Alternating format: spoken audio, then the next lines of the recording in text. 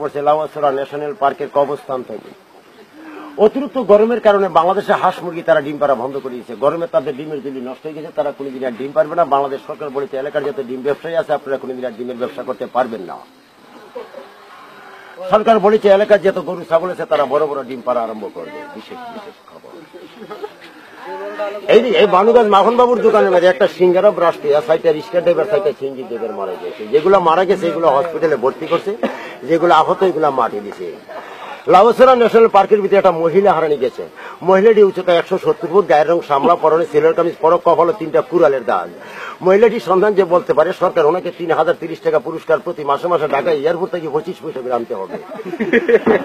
বিশেষে বিশেষ খবর, লাউয়াছড়া ন্যাশনাল পার্কের ভিতরে যত বুড়া মানুষ আছেন আজকে দিনের ভিতরে বিয়ে শাদীর কাম শেষ করেন, আগামীকালকে আর বিয়ে শাদী করতে পারবেন না।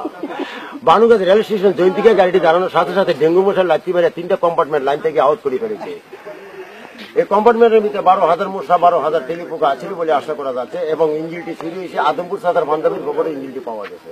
দলাই নদীর উপরে পানির উপরে আগুন লাগিয়া পানি জ্বলিয়া সরকার মাছের কোনো ক্ষতিগ্রস্ত হয় না বলে কমলগঞ্জের সংবাদদাতা বলেছেন। মাছ এগো শ্রীমঙ্গল থেকে লেফানিয়া কুলোরা 3তলা বিল্ডিং রূপে রেস্ট নিচ্ছেন। আবহাওয়ার পূর্বাভাস, উত্তর দক্ষিণ অঞ্চলে কিলোমিটার বেগে বানুগাছ চারিয়া সংখ্যা টিলাগাঁও মনুলংলা কোলোরা বাটরা চৌকমন বরসল মাঝগাঁও বেচিমু কোটারপুর মুগলাবাদা দাউদাবাদ সিলেট ছাত্র জয়ন্তা হাওড়া মুম্বাই কাশ্মীর ভারত আসাম গুয়াহাটির উপরে দিয়া গজবি হাওয়া দিত।